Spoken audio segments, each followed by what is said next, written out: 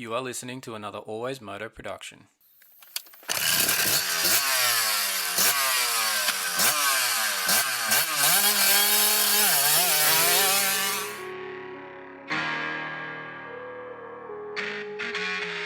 The Always Moto podcast with your host, David Hogan. We talk moto events from around the world. All the injuries, all the training ins and outs, the bikes, parts and gear inspections. The results, we interview your favourite riders. It's the Always Moto podcast. We occasionally have some coarse language and the odd stuff up along the way. If you don't like it or you don't agree with us, turn it off right now. I'd like to remind you that he is not a doctor.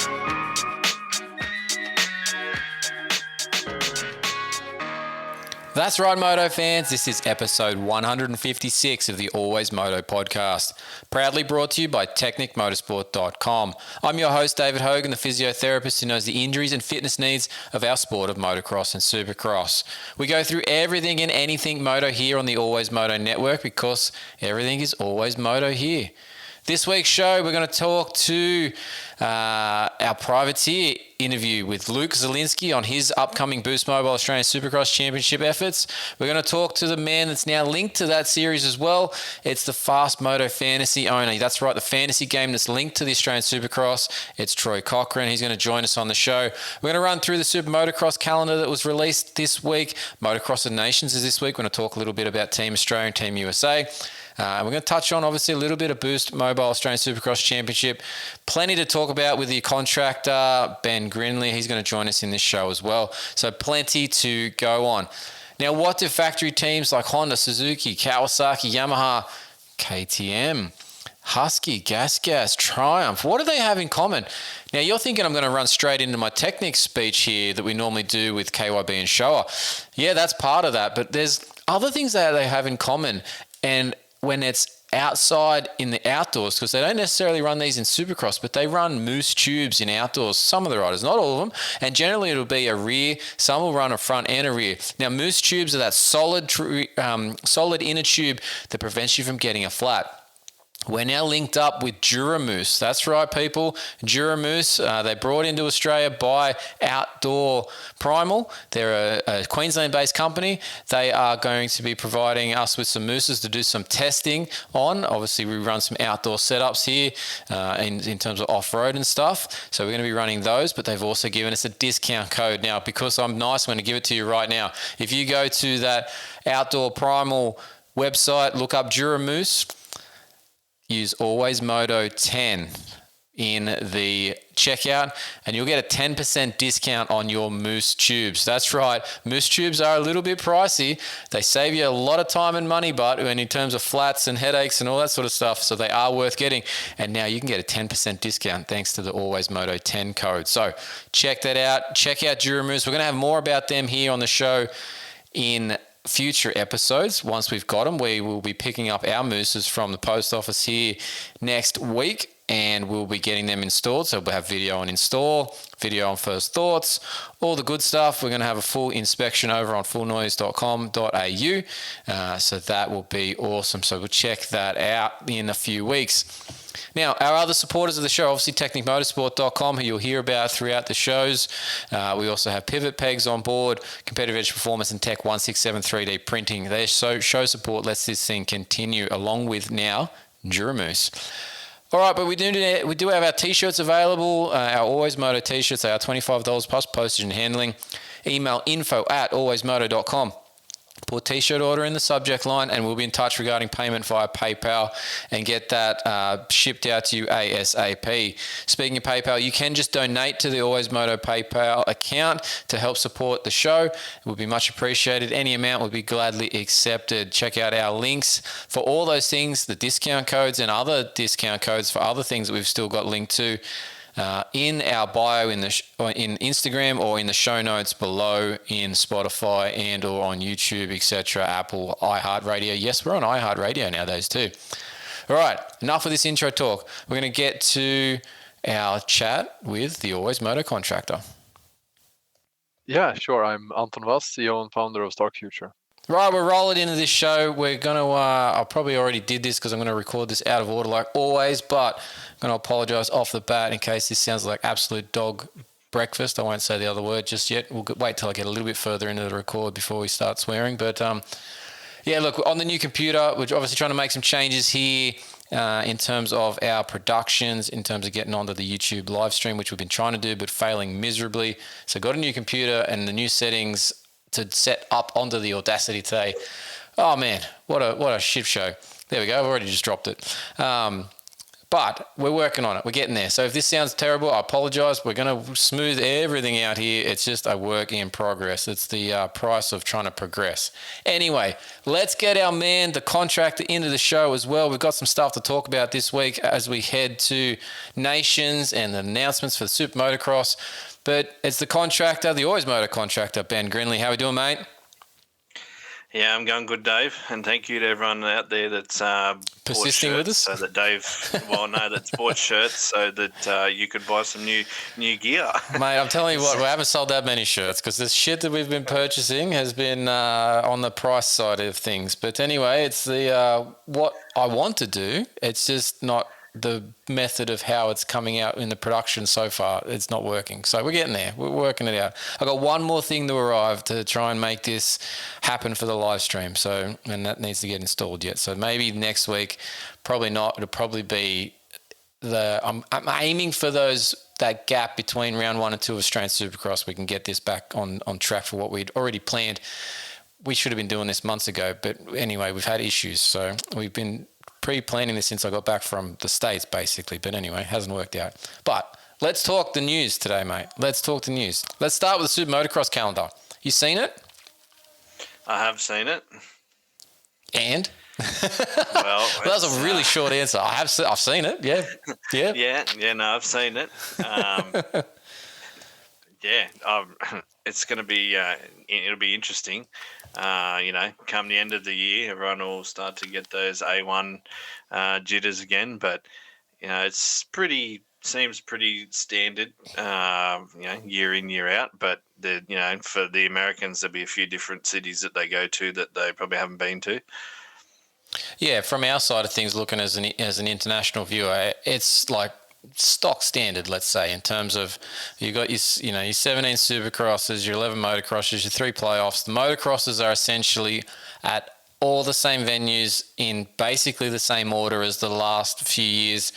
Obviously, the only difference in order is whether there's Southwick before or after Redbud.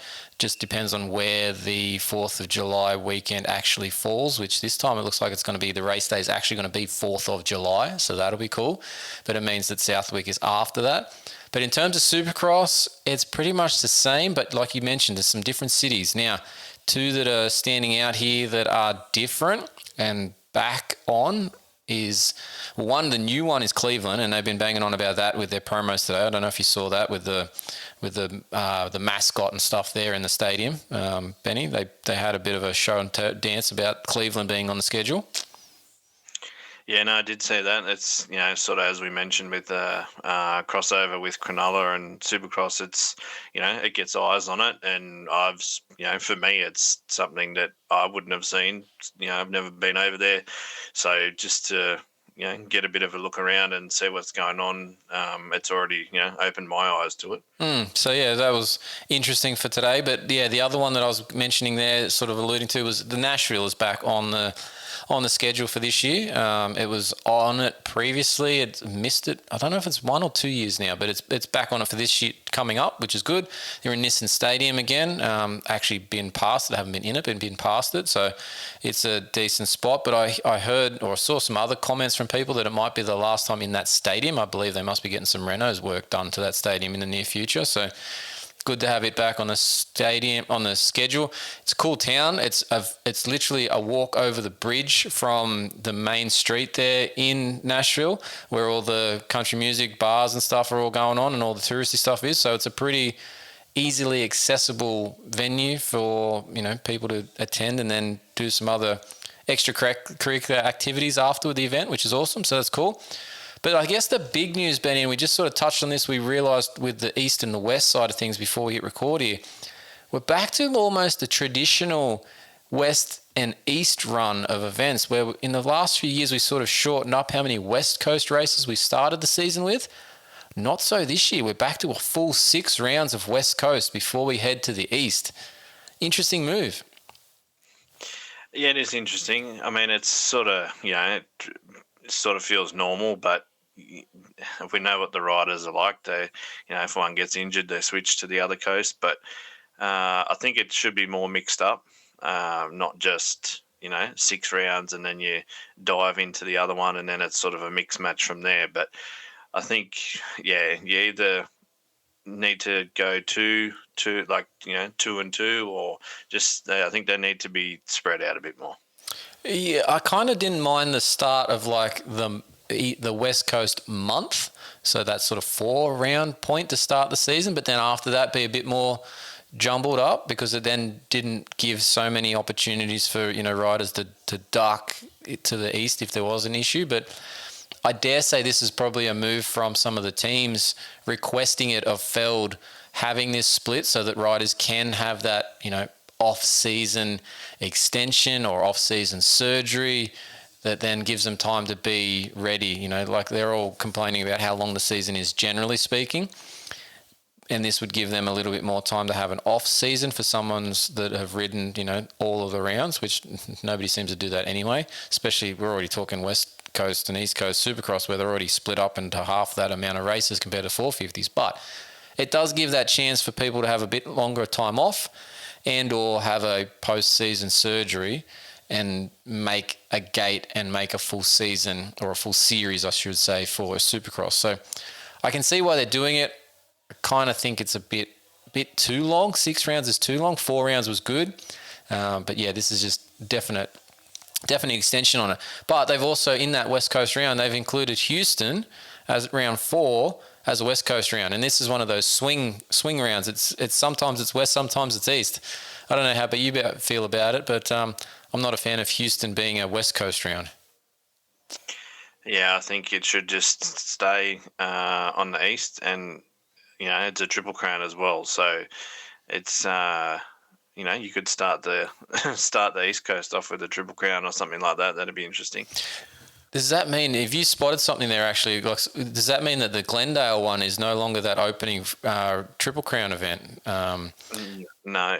Well, that's actually good because I actually want the Triple Crown, I don't want a Triple Crown format at Arizona anymore because that Glendale venue, that massive floor space, that racing is way better when it's a longer format. I feel like that should be a traditional 20-minute moto. Yeah, and I guess we'll see this year or next year what it's like compared, and then I wonder, if they look at it and they go, righto, we either like that or we don't, and then the year after, what do we get? Yeah, because I feel like, if you go back to a couple of years back, I'm going back at dating myself a little bit here, but if you go back to when Glendale had that round that Tomac won, but Reedy on a Yamaha came through the field and, ended up second in the race. And I think that's like 2016 or 17 or something like that. It must have been 17, Tomac on a Cowie winning.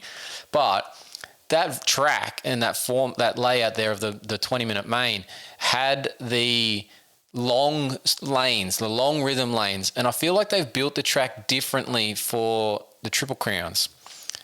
I don't know why. I don't know. Maybe I'm talking out my butt here, but I feel like they've built it differently somewhat. So I want them to go back to having that. Let's just build a full bore Supercross in terms of massive lanes, use the full floor space. Don't worry about shortening it up for intensity. Let's just go for that. What can we do in Glendale? Because they do have massive floor space that they should utilize better. I felt like the tracks the last few years haven't been as good as they could have been in Glendale. Yeah, and with all that room, you use the floor space, use it all up. Give us, give the fans, we talk about here in Australia a full size track, and to me, Marvel is still a pretty small track. I feel like they could use a lot more of that floor space in Marvel. There's a lot more room in Marvel they could use to, make our track bigger. So, the Glendale floor is massive. And usually they do well to use the whole floor space. But, if you're definitely having the long main event, then just looking at it, it looks like a decent track, but they just need to make sure it is. Yeah. Now, one last thing we'll touch on the calendar. We won't dive into it too much because we'll probably talk about it more when it's closer to that season starting and we're not got, Nations and Oz Supercross coming up here. But the only other part to point out is that round 10, 12 and 17 are going to be the East-West Showdown races. And so that means that they are going to be, what's round 10 and 12 and 17? 10 is Birmingham, 12 is St. Louis, and 17 obviously being Salt Lake, the finale. So, fairly neutral venues there for those places, except they are, two of them are really, really East Coast. Yeah, and see, I'd like to see a Triple Crown East-West Showdown, but we don't get any of those. I doubt that's ever happening, I just don't know why, but I feel like that's never going to happen. They don't want to risk that for the top guys in either series, West or East. Yeah, and I agree with that, but as a fan, that's what I'd like to see a Triple Crown with both classes going at it. Would be good, but I don't think it's happening. But anyway, so that's the calendar. It's out. If you haven't seen it, check out the supermotocross.com page, or pretty much any of the media outlets have all shared versions of it. So find it on the socials. You'll get to it. But yeah, long run of West Coast to start with is probably the main takeaway. 6 rounds of that. Let's switch tasks, Benny. It's Motocross of Nations weekend. It's in Indiana in Crawfordsville, Indiana, and it's the Ironman Raceway where we have the AMA National there every year. It's hosting the event this weekend where we are the defending champions. That's the first time we've been able to say that in the history of the sport. Team Australia is the defending champions, and we have the same team on the same bikes in an American race, which I think will actually help us even more so. An American racetrack, because two of our guys have raced it, and even Webster raced it this year as well, so that was handy. I feel like we're in a good spot, Benny, to defend. Yeah, I think we are. First off, though, how good is it to be in New South Wales and have a public holiday, to get up nice and early to watch this? Wicked. Perfect timing. Absolutely perfect timing. It's good, but it's, to have, like you said, go in as defending champions. They've all raced the track already this year. It's hard to see that we can't defend. Hopefully we can, and we go 2 years in a row. That would be nice, but you also just never know what can happen. Yeah, this is one of those events where it is easy for things to go sideways quickly, which isn't always a great thing. We've seen it in the past plenty of times with our teams where we've had a great team, but just one incident will take us down many pegs in terms of the results. So, yeah, we still got a lot to work through, but we're in a good position. Even the news for some of the other teams with some of the other riders that are participating and not participating potentially helps us as well. But the one we'll touch on, Hayden Deegan. Got to say, after his little incident in Vegas and having that collarbone broken, everyone would have basically assumed that he was not racing. And despite what he said during the week and 10 days now that since that issue that since he fractured it and then obviously had surgery, he's been on social media saying that he's gonna do it. I kind of didn't believe it, and turns out as of today he's not doing it. Justin Cooper is going to fill in. He's going to ride the MX2 bike, so that Star Racing 250. Justin Cooper is the saviour for Team USA. He's dropping down. And obviously we've already had that change from Chase Sexton's injury as well at Vegas, where RJ Hampshire is going to fill in. But Benny, did you believe any of the hype behind Deegan saying that he was going to do Nations after the injury? No, I didn't believe it. He probably thought, yeah, I'm going to do it, but it's someone who's broken a collarbone. That would, it's the last thing you feel like doing. Motocross, yeah, it's a lot more physically demanding. I could probably understand, like Cody Shock did in the Supercross, come back, race, not do too bad.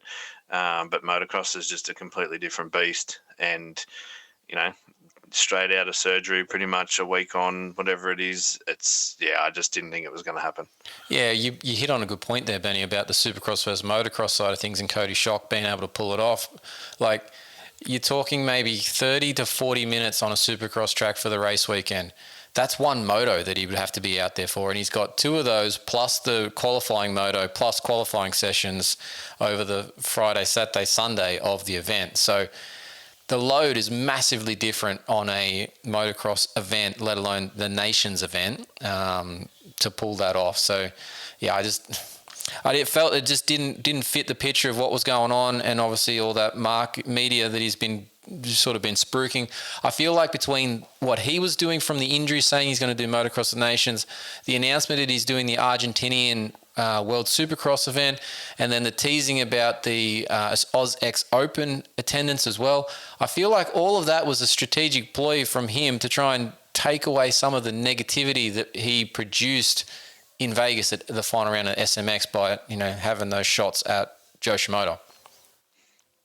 Yeah, I think it covered it pretty well to try and get the fans talking about something else instead of what happened. And karma got him, I think.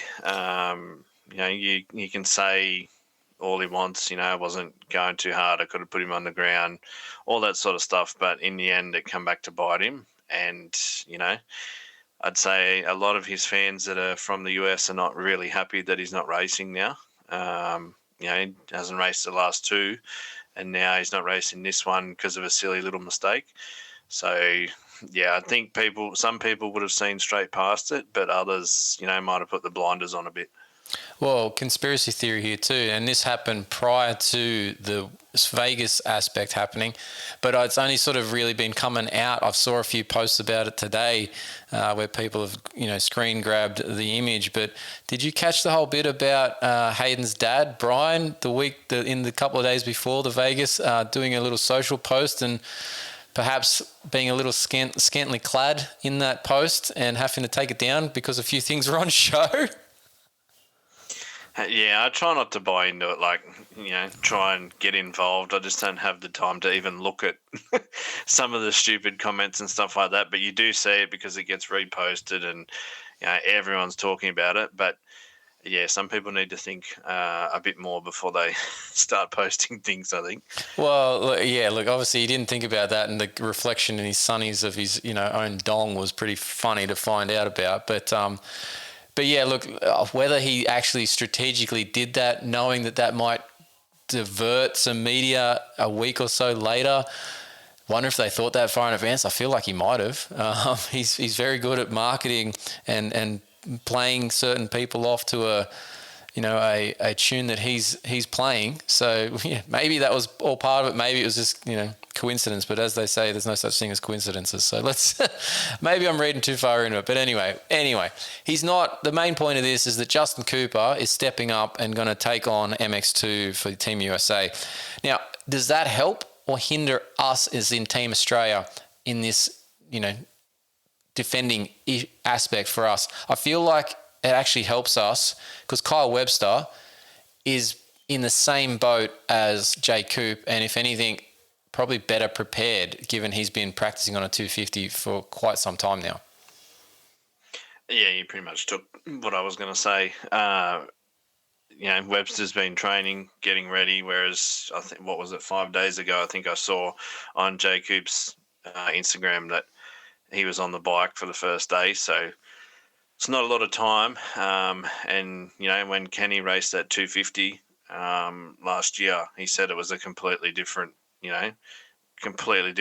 took forever to get used to. So it'll just depend how he can adapt to that 250. And then, come race day, conditions, settings, all that sort of stuff, that's also going to factor into it as well. Yeah, no, agreed. So, look, predictions for the nation's outcome.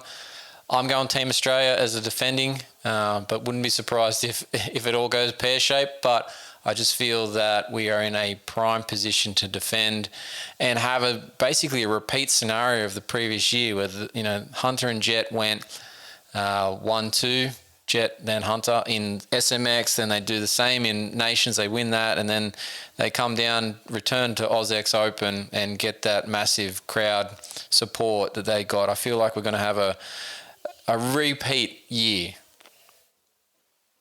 Yeah, and I think, Jet and Hunter, especially Hunter, I think he is a lot better than he was last year, like through this season or through the outdoor season at least. And, being, I guess, their home track, you can call it in a way, which, they've already raced at as well. I think he'll make, a big difference as well. So it'll be interesting to see how, the 2 450 boys go. But then, it's comes down to Webster as well.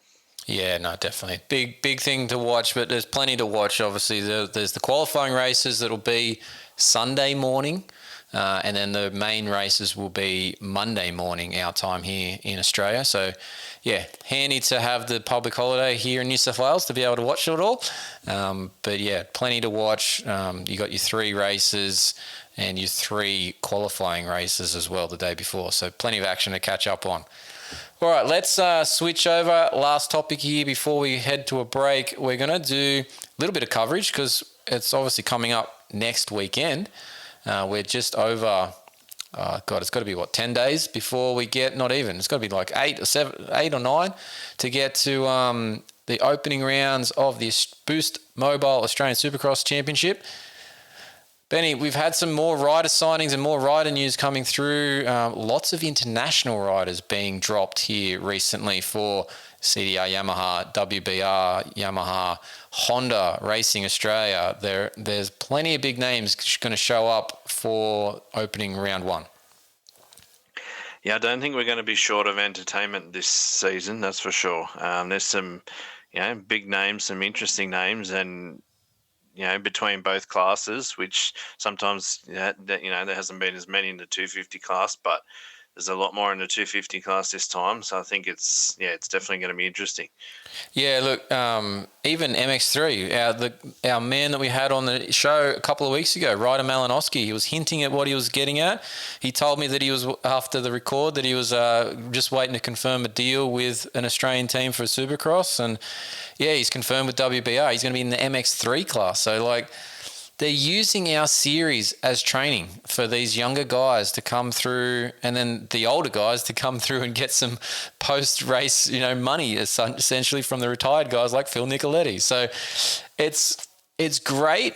Our series is obviously building, and over the last few years that AME Group has been running it, obviously things have been progressing on that side of things because they're getting more and more of these riders to come in, and they're obviously, as the rumours are, they're paying them fairly well by the sounds of it. Don't know exact details of that. I wouldn't mind finding out some of that when we get to talk to some of these guys later on. But yeah, obviously the series is looking healthy. But like I said, we've got Phil Nicoletti, Mitchell Harrison with CDR Yamaha. We've got Lux Turner, Ryder Malinowski with WBR. We just had Cedric Subaros announced to join a massive team at Honda Racing Australia between Dean Wilson and God knows all the rest of them that they've listed out there with different riders across the whole place. Tiger Wood doing MX3, coming back from US efforts. There's guys everywhere. Yeah, I was about to say, don't talk about the money, Dave. It won't end well, but you brought it up anyway. It's there's just such a big mix, and I guess these a few years ago, before I guess sort of Brayton and that started coming over, you probably would never have thought of. We've always had, sort of international riders come over, but some of the names that we've had in the past few years, you probably just thought, that would never happen. So it's exciting to see. I think it's definitely growing. And then when you get appearances from AC and a few other people, it sort of, boosts it even more than what it is. Yeah, I kind of disappointed that this isn't like the overlap that's happened with World Supercross this year, because it's kind of as much as we've still saying we're progressing and we're getting more and more of these guys coming down, one, obviously we want to still support our homegrown talent, and they are getting some of the efforts there to ride. Excuse me. But we've also sort of shot ourselves in the foot with who was able to come and do both of those series because, of that crossover of a couple of events, which is, a little bit disappointing. But in saying that, I am curious as to what the plan is with Shane McElrath exactly, because he's been announced with the Honda Racing Australia team, but he's the defending champ in the 250 class for both of those series. So we'll have to see which events he ends up actually being at, and if he's at all or part or what he's trying to do here, because it will be an interesting little scenario that he's trying to work through. Yeah, and like last year, he said he enjoyed racing, doing all the racing. Massive off season for him. So he could be going back down that path again because he enjoys it, or it's just unfortunate as to how close everything is and whatnot. But they're in it for the money, and they know they can make it unless an injury happens. They're pretty much for him, the kind of rider he is, he's pretty much guaranteed that. So I guess it's hard to hard to pass up. Now, I'm going to bring this up because I commented on the Australian Supercross post earlier today about it when I saw Cedric Subaros's announcement, and I bring it up later in the interview that we're going to hear with Luke Zielinski to get his opinion, because he actually has changed numbers as well, Benny, that you probably don't know about. But our number system over here in Australia, I feel, is a little bit lacking. They seem to be giving out low single-digit numbers and even just low double-digit numbers to anybody and everybody. There seems to be no respect of those lower digit numbers, the 2s, the 3s, for any of the past, podium getters or, championship holders as such. We don't have that number system like the US does. And I'm not saying we need to incorporate exactly that, but we can have our own version of it. But I feel like these single digits need to be earned. What say you, Benny? Yeah, well, Cedric Subaros is basically just taking Cole Thompson's number, isn't he? There's not much. He hasn't done anything, and he's taken that number too. But isn't Subs riding a 450? Yes, true. Yeah, so there's another problem in our series. You can have 2 number 2s in our series as long as they're in different classes. So Cole Thompson could turn up and be number 2, and he earned that number 2, but we could have Subaros in the 450s with number 2. Also, potentially, they could be on both Hondas and both on the same team. So how confusing is that? Well, actually, if Cole wanted to turn back up, Wilson Todd's got number 2 in the 250 class. So exactly. So he can't even take it back. So yeah, your point's exactly right. We're making the point real obvious. You're just continuing to prove it. It's a bit of a shit show. So we need to sort something out here, guys. If AME's listening, we need to work this out. But we need to have some. And I suggested this with Luke, but something like maybe obviously the top 100 that they do in the AMA is probably not appropriate for us. We don't probably have enough guys to give points out and then trying to combine. It's hard enough that we've got, the 2 series that they're not really linked other than that MA is the governing body, which we could probably combine all that and stuff. But even if we just did like a top 20 and gave numbers that, earned numbers in the top 20, so 10 to 20, and then the single digits are reserved for... Luke Clout deserves one. He's a past motocross champion, right? He's fine. Reserve it for those sorts of guys. We just need to work something out here because the way it's working at the moment, we can't have 2 number 2s or potentially 3 number 2s rocking up to the races. It's just confusing for the fans. Yeah, it is. And, I guess you look at when Dino came in, he had 15. Mitchell Harrison's running his number, the 86. It's, I guess does it make them feel comfortable? Is that part of the, the bargaining power to get them to come over? Say, yep, as long as I can run my number. We might have to deep dive into this. Well, come the season. I was going to bring up the old school adage that we used to have the internationals have letters, right? And that was weird, right, to look at. Like, who's that? But at least you knew it was an international guy. But I can understand why, like, Mitchell Harrison's got 86 and Phil Nicoletti's got 29, because it does help you recognise who they are from if you know them from a previous series. But the problem with that is the number doesn't really help because they're still in different gear, potentially on different bikes with different teams. So that doesn't match up to anything. So, or do we put all of the US or international riders in the hundreds, right? Like they all got to be a 100 to 120 number or something, Like we need to come up with some sort of way to identify this and appease everybody, but make it so that it makes sense too. At the moment, it's just a free-for-all. Maybe they could just run a different background colour, like, the championship leader uses red. Like, why can't the internationals use, say a green or something, just something different? Yeah, it's not a bad idea. I could get on board with that. Same thing, just to point out that they are, not from the Australian series, not from the Australian nationality. I could get on board with that. But we've got to do something about this. And, maybe this is a discussion for down the line. Yeah, because I can guarantee it, old mate Tom sitting in the stands that isn't a regular fan will see two Hondas in two different classes with number 2s on them. He's going to go, hang on. Wasn't he just in that other race? Yeah, he was just in that same race. These people that aren't fans, you're right, will know what, they won't know what's going on. I can't remember exactly the story, and I can't remember if I've told this already from when I was at Washougal, but I was standing on the sideline, like on the fence, right? I'm in the track taking photos, and I can hear some guys talking in the crowd, right? And Vial...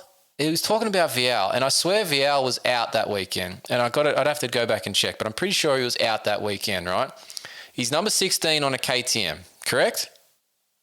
Yep. This guy's talking about a Honda bloke that rode past, going, "That's Tom Vial," to his mate, and his mate's like, "Oh yeah, wasn't he a world champ? And why isn't he running on the number 1?" And I about fell over thinking how stupid our local fans were.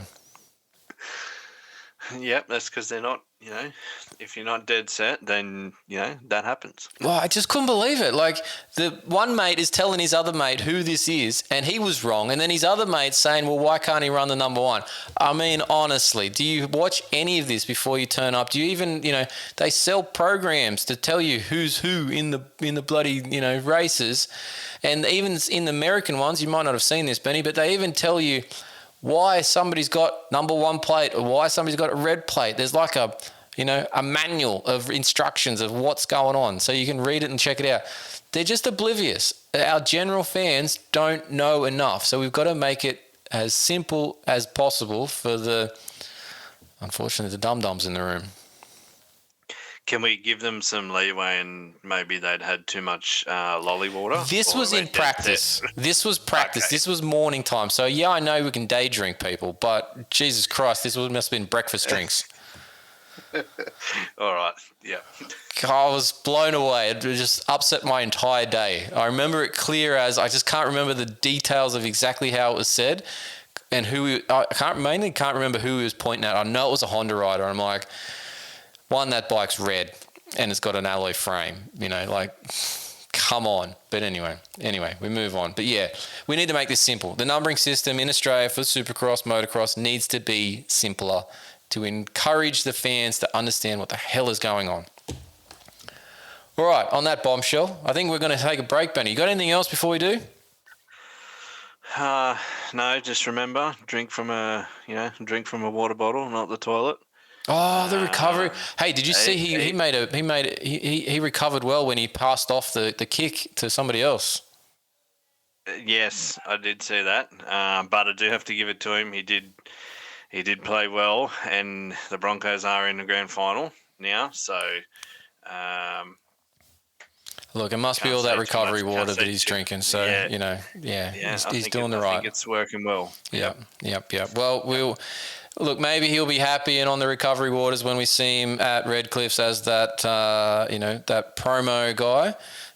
Maybe if they've won, he might need a lot of recovery water by that point, Yeah, well, I did see today that it actually said on the Boost AusX Championship page that kids go free Reece Walsh presents. So that's one good thing. If you got the kids, just know that you can take them for free, and just shouts on him. It's only water. It's only recovery water, so it'll be fine. Yeah. All right, Benny. On that one, let's take a break here on the podcast. We'll be back with more. Hi there, my name is Eldon Baker and I'm from the Baker's Factory and you're listening to Always Moto. All right, guys and girls, we have got our interview for this week on the Always Moto podcast. He's going to be running the number 16. Now, you won't know who this is when we say just the number 16 when we're talking Australian Supercross at this point, because there's a new number that he's just been given. He's just been telling me all about it. It's Luke Zielinski. How are we doing, Luke? Good, thanks. Thanks for having me on. No problem, man. Nice to hear from you. Obviously, we'll get straight into it. We saw the posts about you giving up the sport earlier in the year, and you're back for Supercross, mate. It's awesome to have you on. So when you reached out and said you wanted to chat, yeah, always got space for you, mate. Yeah, we're back. It's not what I expected as sort of earlier in the year goes, as I sort of thought I was done and whatnot. I had a pretty bad injury back in March. Yeah, it was Sunny States, wasn't it? That you had the Sunny accident? States, yeah. The Mundubra Sunny State round. I had a pretty bad head injury there. Hurt my head and my neck a bit, and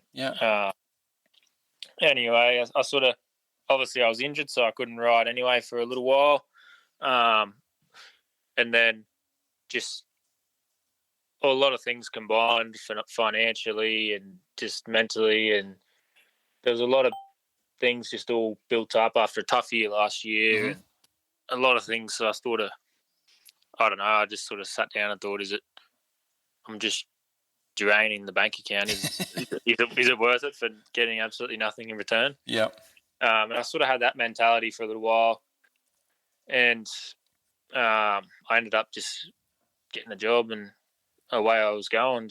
I had a bit of downtime, obviously, because of my head injury. Yep. I couldn't do a whole lot anyway, but then I went out and I got a job and I was just working for a few months, and then I don't know, it was probably later than I sort of should have been, but I just started to, after about 3 or 4 months, it was sort of just getting to me again, like the itch was coming back, was it? You needed the ride, sort of thing. It was good. The first sort of, I suppose, 6 weeks or so of like, I was sort of loving it. I'm like, yeah, this is a lot more, like, life's a lot more relaxed when you're not riding a dirt bike, I tell you that. Yeah. The bank account can sort of recover a little bit, but I just sort of started struggling a bit mentally. And I'm like, man, I know I'm better than sort of what I've ever sort of done, and I wasn't too satisfied with just giving up, basically.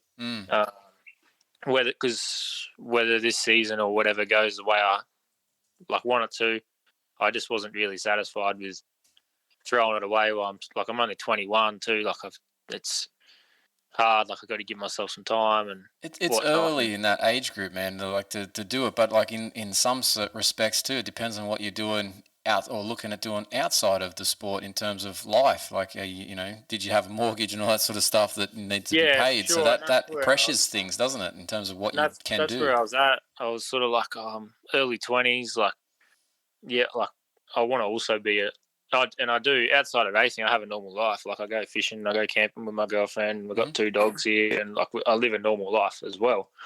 And I sort of come back to try to be what I call a normal person, because when you race motocross, you're not a normal person.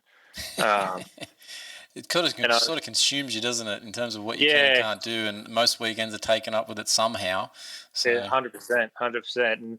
But as that went on for a couple of months, I sort of really just started to struggle. Like it was getting to me a lot. Like I was starting to already regret it. Because I knew, as I said, whether I can prove myself or not, I didn't want to just sort of be done with it this early, like just throw it away like that. Yeah, fair enough. Have another crack. So I thought, obviously, it took me honestly nearly 4 months to get over my head injury anyway. Like I had a lot of problems trying to recover from that. Okay. So I honestly couldn't ride anyway, even if I didn't decide to not race. Yeah.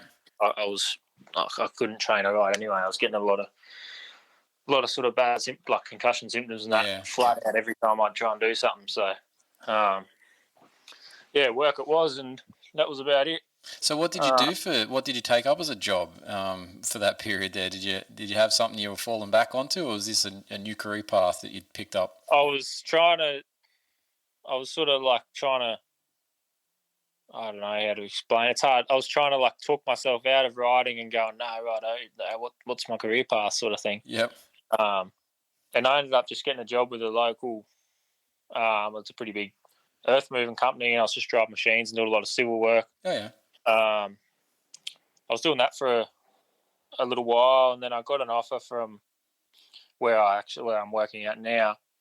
A good friend of ours who I met through the gym and whatnot that I go to, he reached out. He owns it's Power Cap Marine, like a boat manufacturing company, just 5 minutes down the road from where I'm living.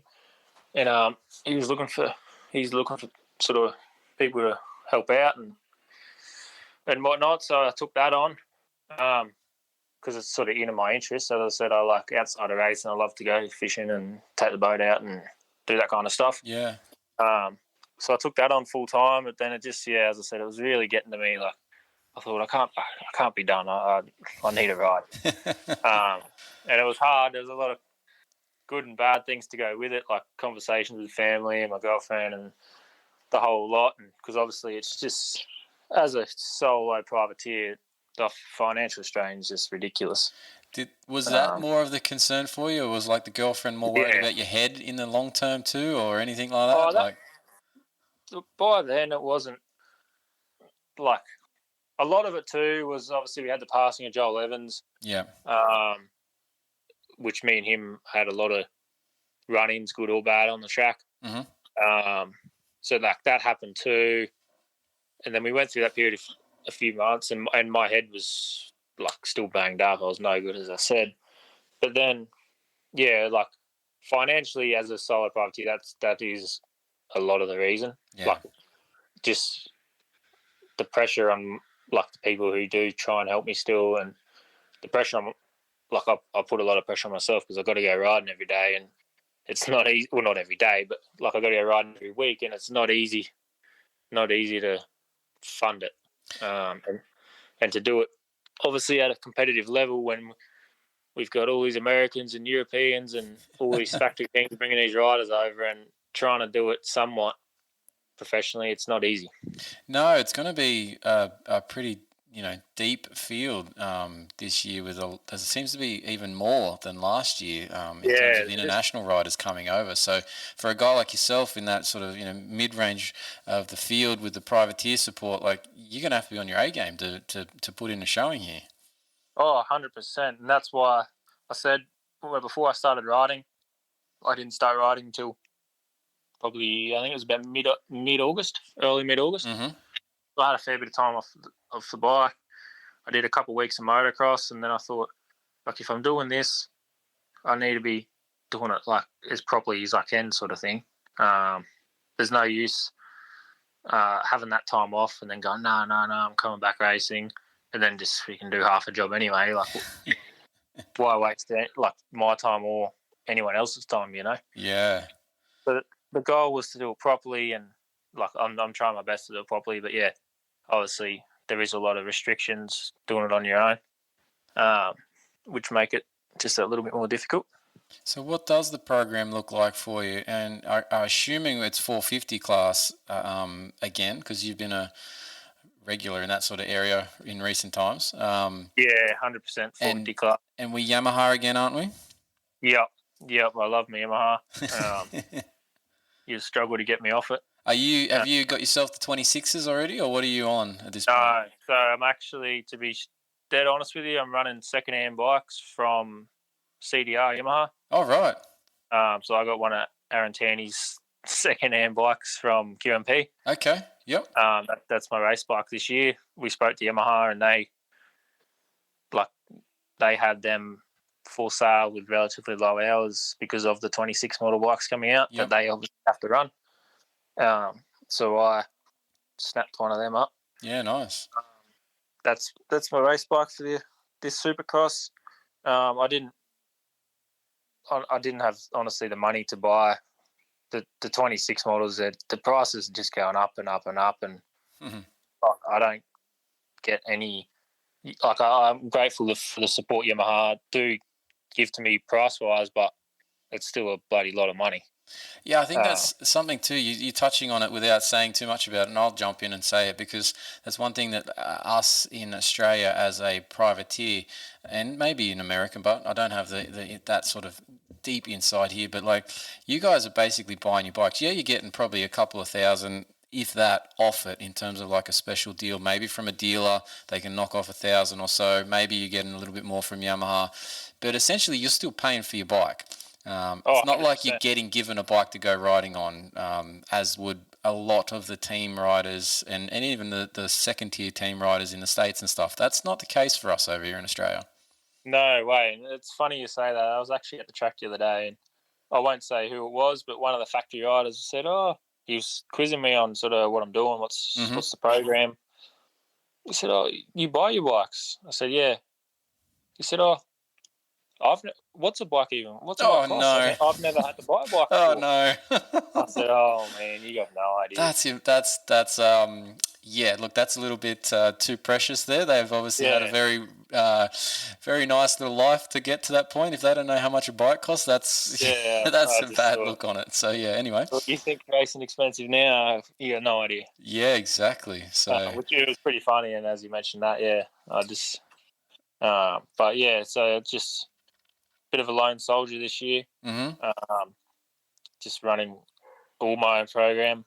I'm grateful that Serco, who I had a deal with before I hurt myself early in the year, they were still keen to keep the deal running. Nice. When I decided to get back on.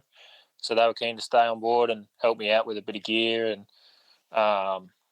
whatnot.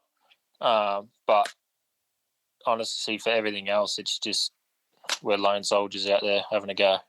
Yeah, so that basically for you then everything. I gather you it's probably easy obviously here, but driving between all these events, you've got hotels and accommodation to get to, and entry fees and licensings and all that, just straight out of your own pocket. Yeah, everything except for my support from Serco with some gear and whatnot, tires, chains, everything is all off our own back, and my parents support me where they can still. Obviously, honestly, if I was completely on my own, we wouldn't be talking now because I would not be racing. But yeah, everything is just whatever we can put together, you know. Is it easier or harder to convince someone like, mum, dad to help support you when it's a 5-round series versus, say, maybe if this was like a 10-round series? I personally haven't had too much. I don't have too much of a struggle convincing my parents to stay on the program and help me out because, for one, we all know, I know and they know, because when they see me ride at the practice track and whatnot, we all know what I can ride like. Yeah. And what I can do. And two, just like, it's been our whole life forever while, like, we're here now, sort of thing. We've done it forever since we were a kid, and I need to try and help them too, you know, like when I was younger, obviously your parents pay for it. What's the point of wasting all that time and money if we're just going to throw it away now as well and not have a proper go sort of thing? Yeah, fair call. But yeah, it's certainly not easy when you're doing it on your own, that's for sure. No. Now, you touched on something there about like your practice track speed stuff. Some of the videos you've popped out over the year or so that I've been following you, I think it's a couple of years now that we've sort of connected over from Supercross times. You do have decent speed when you put up some of those videos on practice tracks and whatnot. There's no issues with Supercross skills, mate. Oh, honestly, some days I go riding and I ride at the practice track, and like occasionally I'll like be riding with some other fast boys and I'll ride and think, like, why can I not feel like this on race day? And that's obviously just, and everyone's different. That's just probably something I struggle with a little bit. Like, I can go out there and some days I feel like I'm freaking nearly unbeatable on the practice track. and then I rock up, ride the next day at bloody Redcliffe and think, far out, I feel like a C grader again. What's going on? And that's each to their own. Everyone struggles in different areas, you know. But that's like what I know, what I can and can't do, you know. I sort of know where I'm at, and it's been tough, obviously having so long off and for a very short time frame, just really rushing, trying to get back bike fit and getting as much riding as I can sort of done to try and get myself back up to the speed. I can't say the speed's not the issue, but because like there's a lot of fast guys racing, but my speed straight from where I was at comes back really fast. It's just the time on the bike and whatnot that I've really been trying to get back under my belt after that long off, you know. Yeah, so is that something like you mentioned having the job and stuff? Are you working full time still, and are you going to continue that throughout the couple of round series here over the next 2 months, or and does that impact you, or how does that go with your training schedule and stuff and getting to the track and whatnot? So obviously, as I said, I was working full time and at Power Cap Marine, and we're now good friends with the owners and whatnot and the boss. I spoke to him, as I said, like, and he could sort of. I've had a few conversations with him, and he mentioned like he could tell that, like, I wanted to ride basically. Yeah. And I sort of sat down with him and had a chat and whatnot, and said like, oh, I'm going back racing. Sort of, what can we do? Can you help? Like, is it going to work for you or not? Like, can I knock back a couple of days so I can go riding? Because I need to be riding as much as possible to, you know, as I said, get that bike time back, because that's what's lacking. And he was really keen. So I appreciate what they've done for me a lot. Like, they've been really flexible. I've got my set days. I work with them through the week, and then I get to ride twice during the week. So they've been really accommodating for that and supportive, which is really good. And then obviously with our races coming up, they've been really flexible with letting me obviously travel to and from each round and have the days off that I need to get there and do it whatnot properly. So they've jumped on, which is like, obviously that's not helping me. That's not paying my way to go racing, but I also need to be earning money and have a job as well. So like, that's a massive, massive benefit, and like basically a massive sponsorship in itself. Yeah, it's hard to have that conversation with the boss and say, hey, I just need about 20 days off in the next, 30. So pretty much. For them to say, yeah, that's fine, mate, we'll see you when you're back, or whenever you can be in, let us know. That's nice to have that security, to know that that's going to be there, obviously, too, when the series is over, to go back and, earn some more money on a regular basis, to have that without having to, go and find another gig, get interviews, all that stuff. It's nice to have that in the back pocket. For sure, it's really good. And there is a lot of jokes that get thrown around when you are at work that you're big part time of it. I'll cop them all, because I appreciate them letting me do what I do. It wouldn't be an Aussie workplace if somebody wasn't giving you shit about having some time off. So it's part of the course. That's right. Eh? But no, it's all working out. But just trying to find what tracks I can get to and just get riding, really. Now, one of those tracks I was going to ask you guys, I've seen a lot of it recently from a few different guys practicing on it. Where's this track that you all seem to be at? That I gather it's Queensland somewhere, but looks like it's got a cow paddock behind it that you all seem to have some videos up from recently. Yeah, so that's young Xander Kruik's track. Okay. A lot of dudes, as you've seen, a lot of dudes ride out there. He's got a good little setup there. It's out the back of Gympie. Okay, yep. I've done a lot of riding there, and they've been really helpful to me and let me ride there sort of whenever I want, sort of, really, which has been really good. Early in the sort of pre-season, I was riding there a lot because, as I said, I'm a lone soldier. I'm not tied in with anyone because it's a lot of bloody money to be tied in with someone. So I was just scrambling around, finding whatever tracks I can find and just going riding on my own, Yeah. So early in the pre-season, I did a lot of days there, but now I thought, like, I need to see where I'm at, because the first sort of 4 weeks I was just riding on my own pretty much. Yeah, just okay. trying to count my own laps in my head and riding them. Which, yeah, it was all right, but you're not gonna get better doing that, really. So I reached out to Nathan Crawford, the Double O Standards crew. Yep. And I've pretty much been doing 1 day a week with them guys, and I'm very glad I have now, because I tell you what, the first day going back doing some intensity with some fast boys, I certainly knew about it after so long off and not riding with anyone. So I'm glad I got a bit of that under my belt before showing up to Redcliffe. But yeah, honestly, I've just been whatever track I can find, and I've ridden some very, very subpar tracks. Everyone can build a Supercross track, right? Yeah. Oh yeah.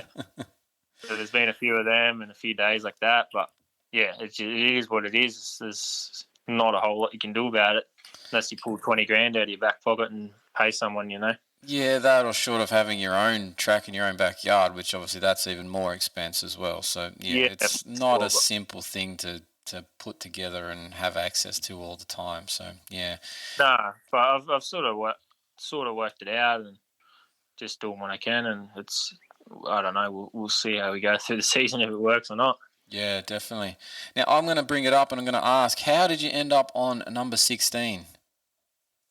Oh, just a random Instagram DM one day and said, "Hey mate, are you racing Supercross?" I said, "Oh yeah." Yeah, well, why is that? I've never spoke. Like, it was Mick Sinclair. I've never had anything to. Never. Obviously, I know who he is and what he does. Yep, but no direct contact as such before this point. Yeah. You're racing Supercross under 162. I said, "Yeah, that's the plan." Oh, that's cool. Are you interested in changing your number? I said, "Oh, I don't know. Why?" Maybe, hopefully, number one. Yeah. I like the confidence. He said, "No, I've got a list of low 2-digit numbers here if you're interested." And I said, "Oh, what's the?" Because obviously I have a registered license number. Yep. What's the procedure to do that? And he said, "No, mate, just tell me what number you want, and when you fill your entry form out, put that number in, and away you go." So I read through the list of numbers, and I thought 16 looks good. That's it's actually supposed to be mine and my partner's lucky number. There you go. Both of our birthdays, so I thought we'll give her a go. That's actually cool. Me and my partner have the same. We're 21, the same birthday. So yeah, for you to have 16, it's cool. It's funny how those things work out. And I was already 162, so I thought, I'll just take the 2 off. Yeah, why not? Kit, and it'll look pretty cool. So I thought, we'll give it a go. Yeah, look, a reason I bring it up, one, it's cool that you've got the opportunity to drop down into that sort of range of digits, but I noticed a post today from the Australian Supercross when they announced that Cedric Subaros is going to join the series this year. Another rider you're going to have to battle with, mate. But he's riding around on a number 2 bike for it, and I'm assuming, I'm not 100% sure, but I assume that that's the number he's going to run for the Honda team for the series. And I was a bit like, geez, we just give out these single-digit numbers to anybody these days. Like, I thought the 1, the 2, and the 3 were reserved for the overall podium from the season beforehand, not to just anybody who walks up. Honestly, now you say that, that's what I thought it was too. Yeah, so I don't know how, if it is the number he's going to run, and maybe that was just the number he was running on a bike, over in whatever French championship or whatever it is he's most recently ridden. That's fine if that's the case. But if it's not, we're just giving them out like, free candies at a taste testing or something. At the same time too, I reckon if you're rolling into that Redcliffe parking area with 2 B-double semi-trailers, I reckon you could probably do whatever you want and put whatever number on you want to. Well, there is that aspect too. Like, there is probably a lot of financial, aspects going into that, but I feel like the one thing that is really cool about the AMA side of things is that program that they run and how they earn the number system, and That's actually cool. Yeah, you have to earn your number. Yeah, and I feel like that should be something that maybe not to the extent that they have, where they've got the whole, MX and SX joined together in a top 100. We probably wouldn't do that, but if we did something like a top 20 earning of numbers or something, and they're reserved for that, and after that everybody has to be outside of it, I'd be cool with it. I just don't like seeing, random people coming over and all of a sudden they're, same thing. I think Lux Turner's down for the WBR Yamaha guys, and I think he's got a number 9 on it. And he's never ridden here before. How's he get a single digit? It's just whatever they sign up with, which maybe that's cool for some people. I just feel like he should earn some of those smaller numbers. But yeah, 100%. What you're saying. I was actually at the track with Lux Turner today. He was out there. Oh, nice. Bidding some laps. But yeah, I know what you're saying for sure. Especially those very low single digits. 16 I'm okay with. You can have 16. Hopefully I'll be bloody in a digit lower than that in the race, so we'll see. Well, look, as long as like you said, as long as it's not your finishing position, we'll be in business. We want to be lower than that. We want to be closer to 10 or single digits. So yeah, that's the plan. Given how many riders we're just talking about, I think we can rattle off a whole stack here. Dean Wilson, Cedric Subros, Phil Nicoletti, Mitchell Harrison. We're going back to some Aussie guys, Clout, Dylan Wills. There's a fair list of guys that are possible top 10s, and you got to get in there and battle with them on that 25 CDR bike of yours. But at the same time, as I said, I know I ride with a few of them guys at the practice track, and I know what I can and can't do. So just got to make it work on the day, Well, that's the trick, isn't it? And like you've already sort of identified, you've got to figure out that race day ability, which lots of people have that same problem. There's some sort of yips that they get when they roll into the stadium. But if you can work out whatever that is and just bring that, that normal feel that you have to race days, I think you'll be fine. I think you'll actually do better than you think you will. So 100%. And I'm trying to go into Redcliffe with a bit of an open mind. Like, I don't know what to expect. This year, the time off, it's the longest time I've had off since I had my shoulder reconstruction couple of years ago. Yeah. So obviously a lot of guys going from the Pro MX, a lot of guys are riding really good, so I don't know what to expect. I just want to sort of obviously get through it decently and just try and build through the rest of the season, and stay healthy. Yeah, that's a trick too in Supercross. But look, I think your best bet in all of this, like you already said, just go in with no expectation. Just go in to do the laps that you can do, and potentially don't even look at the board as such. Just roll out for each session and just do it as best you can. And if it works, it works. If not, well, you scratch the itch that you said you're missing from the sport. During that off time. Happy days. Yeah. That's pretty much right where I'm at. Just obviously, I'm gonna give it the best I can on the day, and but yeah, at the end of the day, we don't know what's gonna happen. No, definitely. Well, look, Luke, awesome to have you on the show, and awesome to have you back. Ready to get cracking on this season. It's only what are we, Bird? Probably less than 8, 10, 9 days, whatever it is now. We've got to go until Redcliffe's, and you've got 2 rounds to open it up there. We'll be up there. We'll see you. We'll come through the pits and check it out and chat to you after the event. But mate, good luck. Stay healthy between now and then. If there's anything we can do for you, let us know. No, sweet. Thanks for having me on, and yeah, I'll see you around the track. Will do. Thanks, Luke. Awesome. Thank you. I'm Ryan Collenberg. I'm racing the Australian Supercross with AlwaysMoto podcast. Right, we've got another interview on the AlwaysMoto podcast this week, and this week's one is a little bit different. We've got our rider interview that we've already listened to here with Luke Zielinski earlier in the show, but this one's not a rider, it's not a team manager, it's not even, it's an industry person, but not an industry that you would sort of normally pop this one straight across to in terms of an importer, a gear designer. Although he did design some T-shirts back in the day, I believe, from what we were just saying before we hit record. He's a bit of an artist, self-taught, life experience, all that sort of stuff. But he's working with his own design company now. But he's also doing fantasy. Now, we're not talking about fantasy in the bedroom or anything like that. We're talking about fantasy sports and the games that we all play in terms of tipping and across NRLs and AFLs and NFLs and any sport you can think of. There's a fantasy league associated Well, we've got one now for Australian Supercross, and the man that's behind it, and Fast Moto Fantasy is that's name, it's Troy Cochrane. How are you doing, Troy? Joining us here on the show, man. Hey, David. Thanks for having me on. I'm doing all good, thanks. That's the way. And look, mate, you must be busy as a beaver at the moment because the Australian Supercross has announced you guys as their official fantasy game partner for this year's 2025 Boost Mobile Supercross Series. It's only, 9 days, 8 days, something like that away from the series starting. You must have a bit on your plate at the moment.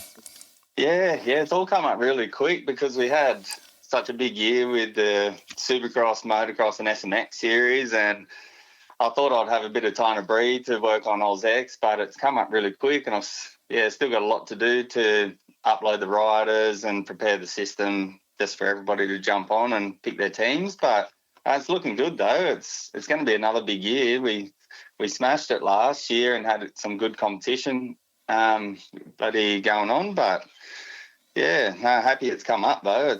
It's always fun. Now this is what, like year 2, 3. Where are we up to with Fast Moto? How long has it been out in the wild as such? It was the first year for the whole SMX series. Okay. And it's the second year for AusX. So okay. So we're only really like 18 months, not even 2 years into actually being out and live. I gather you've obviously been thinking about this for a lot longer and working on it in the background. I think I saw in one of your articles you got on your site, you're sort of like a 10-month or thereabouts project that this was in the works for.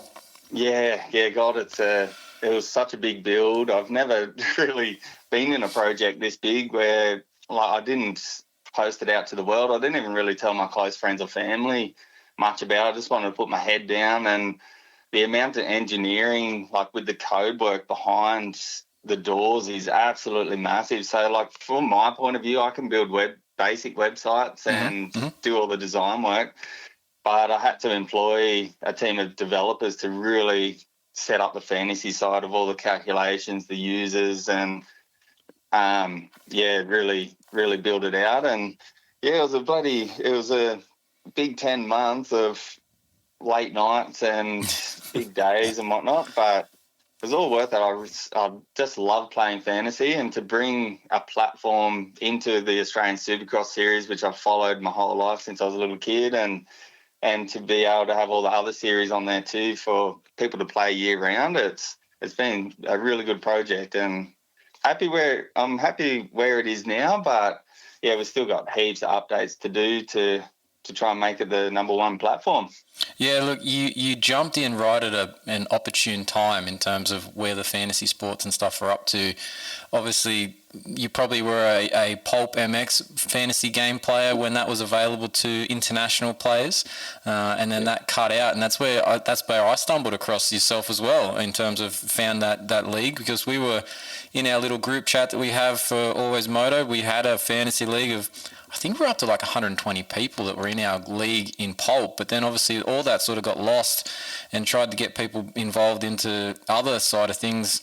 We ran our own, we call it our bootleg league internally and stuff, with our man Lachlan doing some spreadsheet calculations. But, this is a whole nother level. You're actually putting it onto an accessible website. It's all, very pretty. I'll give you that, mate. The design side of things, it works really nicely.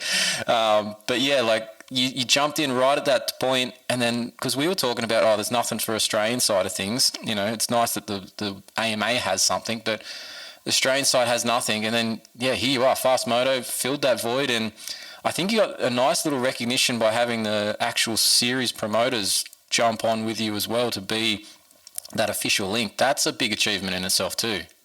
Yeah. When I emailed the guys when I was first making the platform, and Mick, Kel and Ash all jumped on a video chat with me, and they were really interested in how it worked and what I kind of had planned. And straight off the bat, they wanted to work together and just help each other out, so they could let us use all their elements like imagery and obtain the rider lists and all this important information for the back end of the platform. And then I provided them with a fantasy platform, and that's worked really well. They're such a good team to work with and very helping with it all. And got massive support from them this year too, and excited to see what we could do. It's going to be good series, I think. So is the Fast Moto Fantasy brand going to be like visible in the stadiums? Like, is there going to be an ad or something on a big screen or anything like that? Or are you a bit more subtle in the background with that side of things?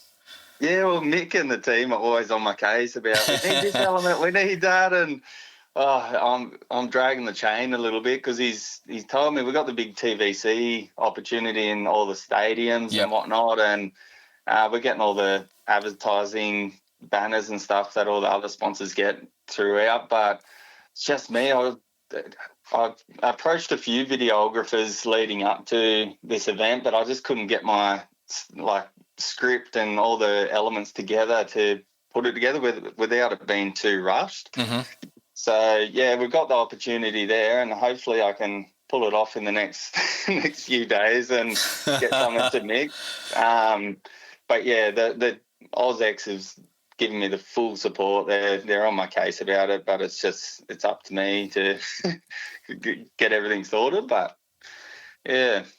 Yeah, there's so many things that can be done, but yeah, it'd be awesome from your side of things, because I think that little those little breaks in between where they run some of the ads on the big big screens and stuff, that'd be perfect for you, like to have those people in the stadium that are obviously fans directly there, as it's happening, go, hey, I can play a game with this as it's going on. That'd be sweet, and just jump in and QR code flash on the screen or something, and just go and log straight in. I think that'd be an easy connection and an easy win for you in terms of growing the platform.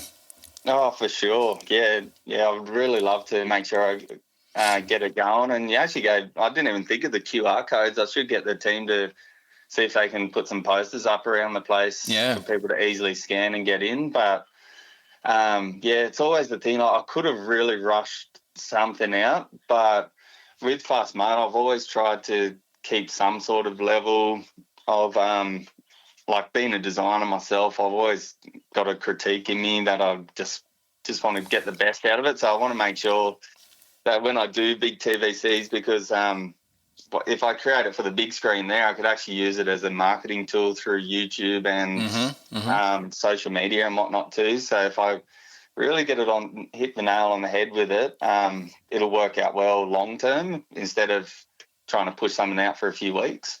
Yeah, definitely.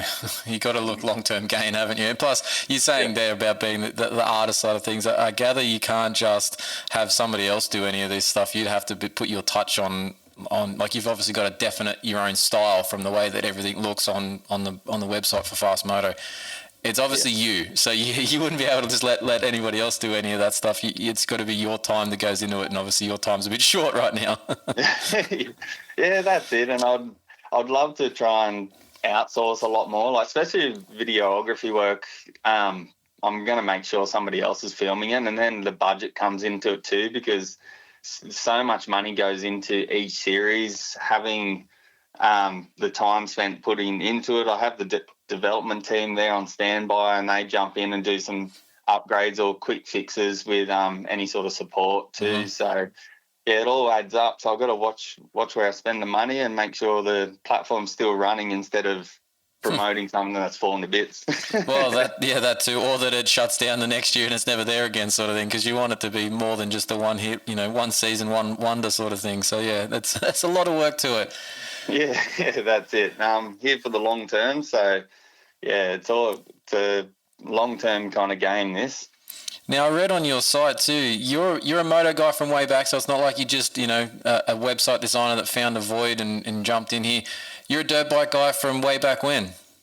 Yeah, God. Ever since I was probably 6 or 7 years old, I started riding, and then I grew up in Grafton, northern New South Wales, in that area, and they're mad keen. Like, it's a motocross community, and I grew up on farmland. We had all the dirt bikes, and just one thing led to another. Like, as anyone, when you start riding, it's just an obsession that doesn't leave. Like, even now, I don't have a dirt bike at the moment, but it's killing me not having one. And I look back now, and dirt bikes have pretty much led me to where I am now. Like, with my design work and all this, my ultimate goal is to design for industry people that are like the motocross industry, so to speak. And Yeah, and it keeps me going with the whole design route, and yeah, it's in my blood. Dirt bikes. Well, I think that's why we're all sort of, that's why I'm sitting here. It's why most people, anyone listening, is probably sitting here listening to it too. So at some point we've all had that itch, we scratched it and we can't stop scratching it, as they say. So it's just in there. So no, look, that's awesome. But you don't have a bike at the moment. I thought you did from your site saying you had a Beta 300, but you must have sold that or something, have you? Yeah, well, Patrick, the distributor of Beta, he was passing through town, and I knew him from when I lived up the Gold Coast for 12 years when I was building my design experience, and I met him up there, and he was passing through Grafton one time, and I walked past him and he goes, "Oh, if you're ever going to get on a big bike, let me know," because he distributes Beta Australia-wide. Yep.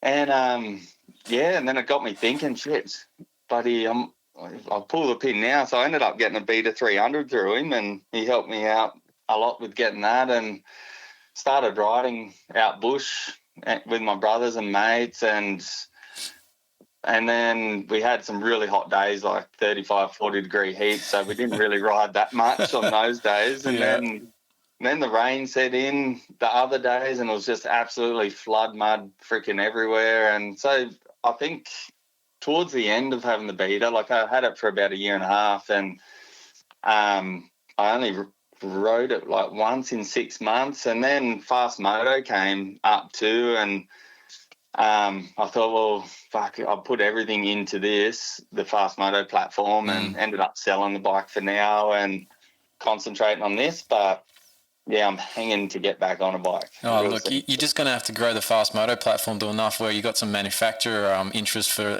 sponsorship and stuff, and then you just get one of their bikes as a promo thing. That's how it works, isn't it? It's that simple, right? Yeah. Oh, that'll be the dream. I think that's what Pulp MX is kind of teed up for a little bit there. But yeah, no, I'm more focused on.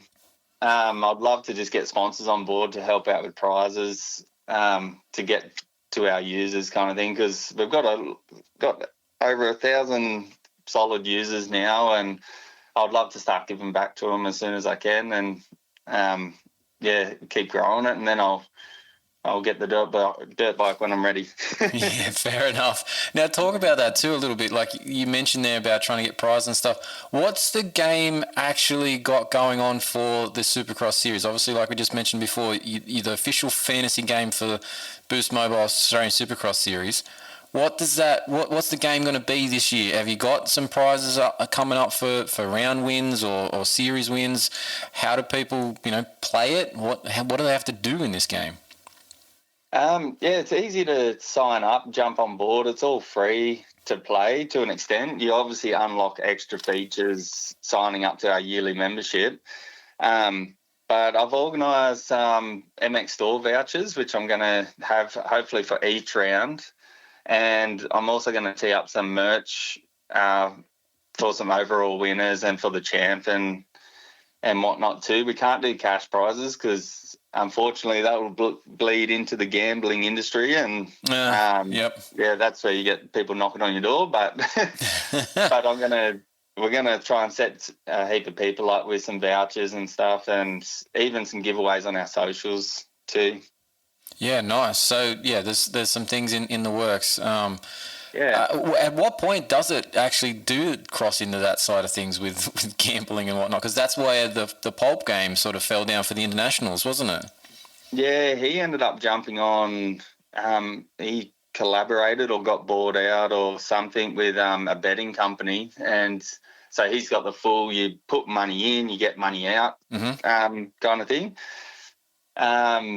And it's all, it's a proper gambling license and stuff that he kind of needs, so that restricts you to certain states because it costs a lot of money to get the gambling license. Yeah, I bet. And it's same likewise in Australia, and we'll look down that route at some point, but obviously we don't want to restrict our users at all. So if we ever go down that route, it'll be a private area where you sign up to this extra kind of spot on our platform. Yep. But that's an upgrade for maybe next year or the year after. And as long as we just keep it to prizes, and it's because our game's not luck. It comes down to a lot of skill, doing your own research, knowing the series, knowing the riders, picking a big team of riders strategically. That's where we're all about fantasy and staying away from the gambling side. Oop, hello? Yo, there, yeah, we lost you for a second. Yeah. We just got to stay on the fantasy side and keep it open to all users, because we got users. I think we got about 70% of users are from the States. So oh wow, but that makes sense. Obviously, for the most recent period, where the series that you've been actually able to do the fantasy game with has been the AMA. So that makes sense on that side of things. But I hope you're obviously hoping to turn that around to maybe at least 50-50, if not the other way, 70-30 for Australian, given the Australian Supercross series coming up. Yeah, we need Aussies to step in and give it to the Yanks in the series, and the Americans, they kind of dwindled away when it comes into the Australian Supercross series, and the Aussies really ramp it up then, and then it flips back to like everybody again in January. But with the stacked rider lineup that AusX has now, I'm hoping a few Americans really want to come on board, and because they got Bonnier,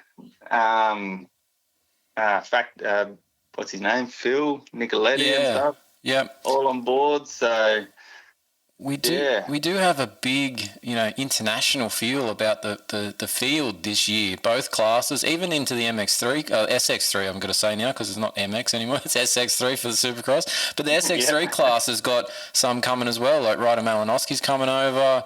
There's a few that are going to be in that. They're using our series as a real training platform for all of the levels of riders, which is awesome. But you would think that it's going to then, from a fantasy purpose, keep a few more people internationally interested in continuing to play the game. Yeah, 100%. Like year on year now, like Adam and Kelly and the team, Mick and Ash, they're just building it up to this other level where Australian Supercross has never been, and the riders that we got coming in this year, it sets another level where those other, like in SX3 class and that, they come to Australia to help build, because the series is getting that kind of next level. And it all helps. And then you watch next year too, it'll just get that next level up, and our riders start stepping up a lot more too. And it's so exciting to see each year on year. Yeah, no, it's a promising thing. It's definitely come along since they've got back involved, AME group. Each year there's a progression that you can noticeably tell when you're walking around the pits and at the events. So obviously it's working. But let's get back into this game side of things. Tell me what. Now, I played, obviously, the game. I've been playing with it for quite a while now. No good at it. I'm still learning your platform and what I got to do. And I managed to forget to tip is mostly my problem, because I just sometimes absolutely space out with all the other stuff I'm trying to do and don't remember to put my own tips in, which is a frustrating aspect. But it is a good game to play. It's slightly different to others in terms of, it's not like in purchasing salary. You got an amount to purchase salaried riders up to. You're not just picking a couple of riders like the Pulp one. You've got a couple of extra features in terms of like one riders for double. You can pick that's your fastest rider, isn't it? You've got a reserve rider as well, that in case somebody gets zero. So it does add a layer of complexity to it, but it's essentially still just a little bit of knowing the field and picking the right guys. Yeah, that's it. So we try to launch it and get the couple of years under our belt. We wanted to try and keep it pretty user-friendly as possible. So the reserve rider, like I know in Pulp MX kind of days, if one of your riders or a few miss the main event or miss scoring points, or even if you miss the deadline and you don't get your tips in, it ruins your whole year. It puts you out of the running of the top guys. And so I wanted to make it so the reserve rider could supplement points if anyone scored zero, and it kind of keeps you in the game to some respect. And then our team, you can set it and forget it for the series pretty much. because your team is just loaded in. So if you forget to get your tips in, at least last week's team is still in there and you score some sort of points. Yeah, which I like that aspect. It's not like you have to then. I remember Pulp, you had to buy like a mulligan or something to get somebody to tip for you, essentially, like the computer system would do it. But it was an extra thing, whereas at least where you set yours and it can stay there, it might not be the greatest team the following week because, you know, things change, track conditions, or, you know, somebody's a little bit injured or whatever. But you've got something to get you through. So, like you said, you can stay in the game longer. Yeah, that's it. And it keeps the engagement up too, week on week. So, yeah, if you kind of miss 1 week, you still just get a few points banked in and you can come back the following week and you're not completely out of the series, so to speak. And then in Australian Supercross, we've got the Fast Moto rider that you select for double points. Mm-hmm. And then you get 10 bonus points for the top privateers. So I remember last year, Hayden Melross, he was absolutely killing it as the top privateer, and he raked in a lot of points throughout the series. So you got to try and be strategic with, you get the top podium runners, but you got to kind of mix your team with maybe a privateer or those high handicappers at the bottom to really try and maximise on the 25 points. But yeah, in the handicap system too, it's a bit confusing when you're first jumping in, but it's pretty much like golf. It's based off the averages of the riders, and it tries to bring a bit of a level playing field, so people have to really strategically think, because if you don't have a handicap system, sometimes the top 3 or top 4 dudes are up there each round. So everyone, like the 1,000 years, would jump on and just select those guys week in, week out. It takes out some of the actual fun of it because it ends up becoming a bit boring in some senses, because you're like, oh yeah, I know it's going to be this guy and this guy and this guy, and I'll get a reasonably good outcome, you know? Yeah, that's it. So the handicap system brings the privateers and the guys that are at the back of the field up into the play then.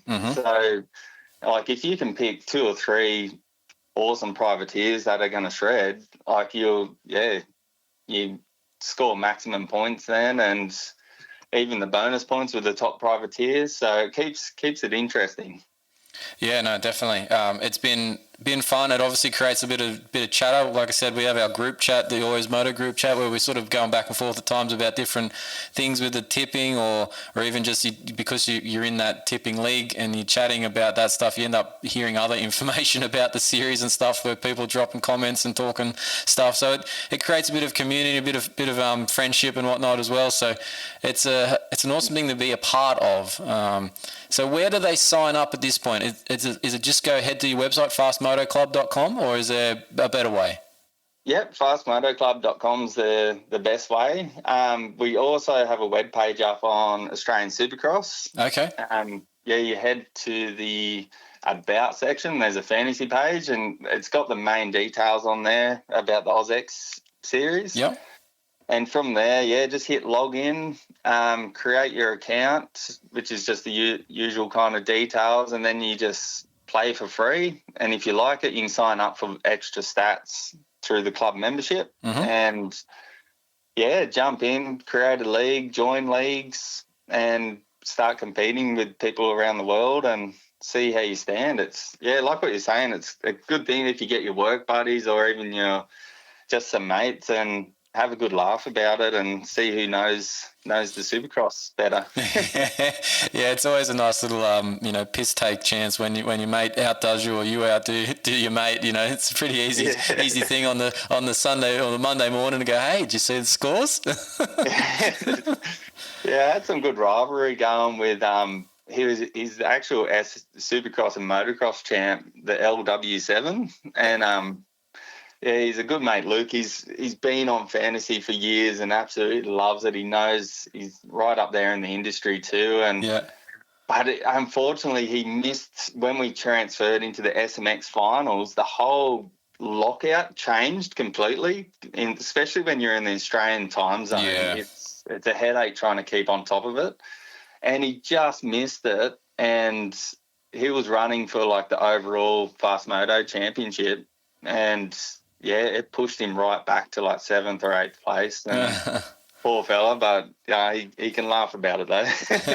Yeah, that's the hard part when we're playing the AMA side of things, is the time zones really make it hard to watch the qualifying live and, you know, adjust based on who's going good.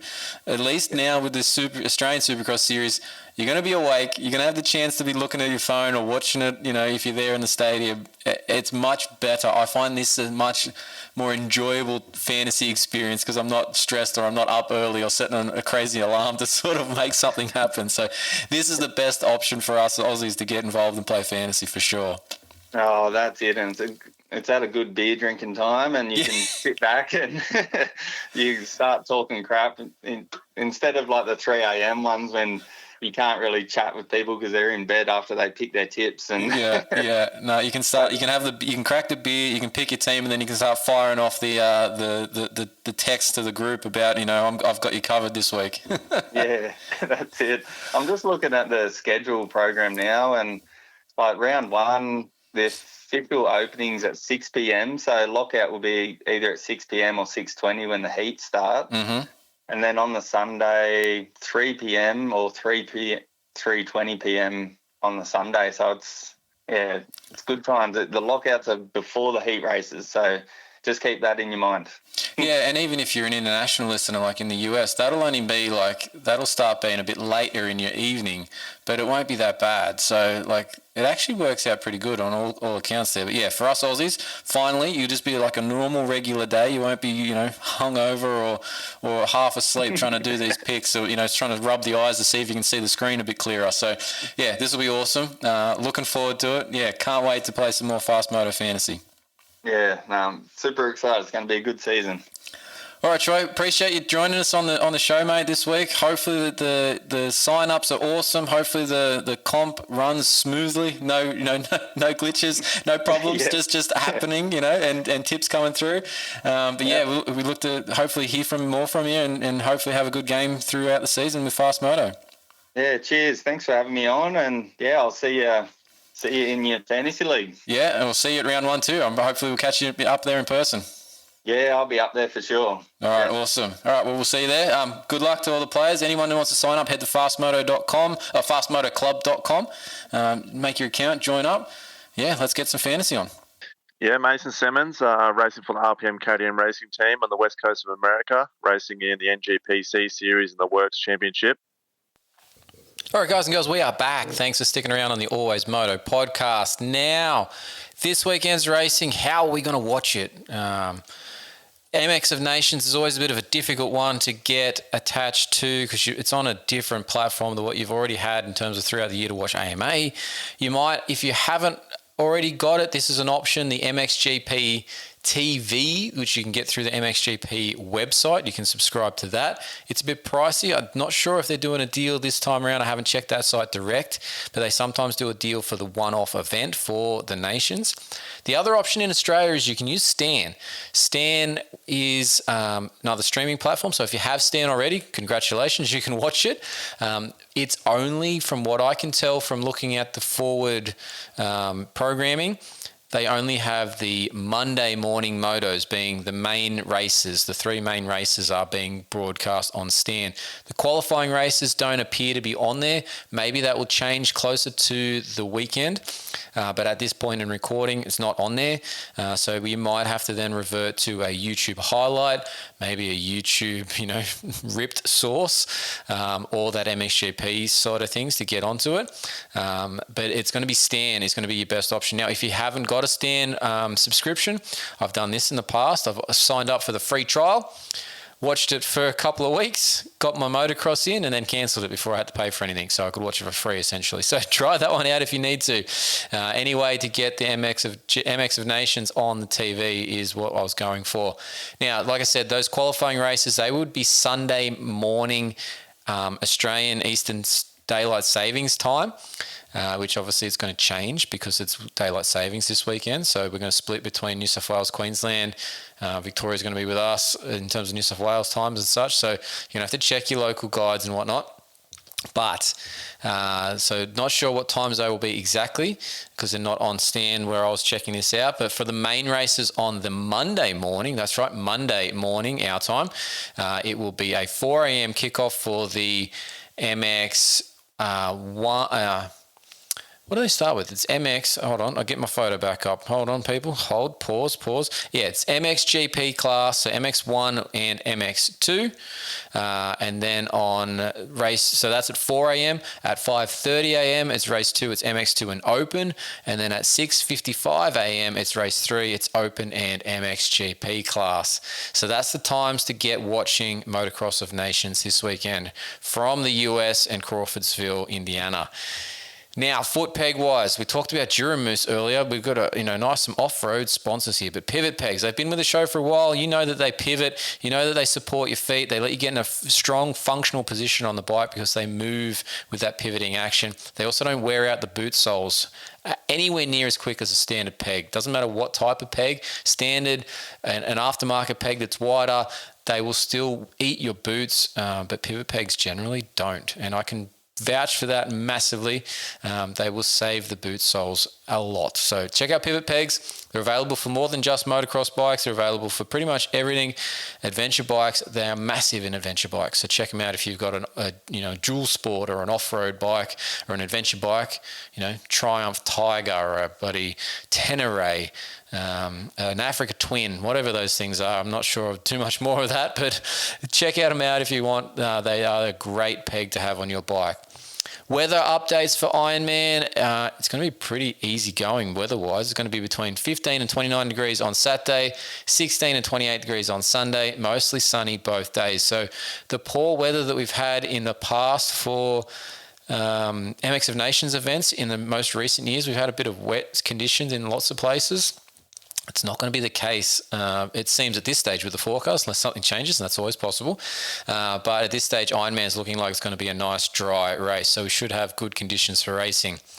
Right, upcoming events as we close out the podcast and what's looking forward to. Obviously, the Nations we're talking about is this weekend. That's the October long weekend, 2025. In terms of the next weekend, that's when the Boost Mobile Australian Supercross Championship kicks off in Red Cliffs for round 1 and 2. It's double header. It's the 11th and 12th of October. That will be awesome. We will be there. We'll bring you some coverage of that across the weekend. The following weekend after that, it's the final rounds of the New South Wales Off-Road Championship. It's going to be held at Appin. That's the 18th and 19th of October. It is going to be a bit of an enduro cross format. Make sure you have got your entries in for that one. It's the last one of the season for the Off-Road Championship. They'll have their presentation night a couple of weeks later. Get your tickets for that as well. You can get yourself a dinner table, have a nice meal, have a few drinks, watch the presentation. Maybe you're getting yourself a trophy there. Check that out as well. Then an interesting one the following weekend, we're going to have round 3 of the Supercross in Cronulla on the Saturday night. On the Sunday up in Cessnock, it's the Australian Postage Bike Grand Prix. That's right. If you've never been to that one, that's well worth a look. The Australian Postage Bike Grand Prix is on that weekend, the 25th, 26th of October. So plenty of motorsport action in the two-wheeled side of things. The 18th, 19th is actually MotoGP at Phillip Island as well. So it's going to be a busy weekend. Next weekend being the Redcliffe Supercross one, that also doubles up. That's Bathurst V8 weekend. So supercars are on. So yeah, plenty of motorsport happening in October in Australia. All right, that's the upcoming events. Now, great show, big show that we've had this week. Thanks to everybody out there, guys and girls. You are what makes this possible for listening, so thank you for your support. Thank you to Luke Zielinski and Troy Cochrane for coming on. Troy Cochrane from Fast Moto Fantasy. Make sure you are signed up. Go to fastmotoclub.com. Sign up, play the game. It's a bit of fun. Get your mates on there. You can play for free or you can get a full membership and create your own leagues. We have our Always Moto League on there. If you want to get a part of it, join it. If you want to join in our group chat that we're talking about during it, you just need to send me a message on Instagram. We can get you in that as well. All a bit of fun, very lighthearted. You get some good inside information in there as well about all aspects of the sport. And trust me, we monitor it. It's very well behaved. Very well behaved. Don't forget, we also need those t-shirt orders. Email info@alwaysmoto.com. Get those orders in so we can sell some more shirts, pay for some of this gear that we've had to purchase to try and up our game here. And don't forget to follow us on social media, AlwaysMoto across X, Instagram, Facebook, TikTok, the Dickety Doc. It's all there. So check that out. On the podcast side of things, make sure you've subscribed to the feed. Please leave a rating on your podcast player of choice. iHeartRadio, Spotify, Apple, they all accept ratings. Please rate us highly if you can. It helps us show up in more and more feeds, and it means a lot to us. Don't forget to check out our written articles over at fullnoise.com.au. But that's it for another show. Thanks to technicmotorsport.com. Duramoose, Pivot Pegs, Competitive Edge Performance, and Tech 167 3D Printing for the show support. Thanks to the wife and kids for letting me get this done again. Thanks to the Ben Grinly, the AlwaysMoto contractor. Appreciate your support, mate. We'll see you at the track.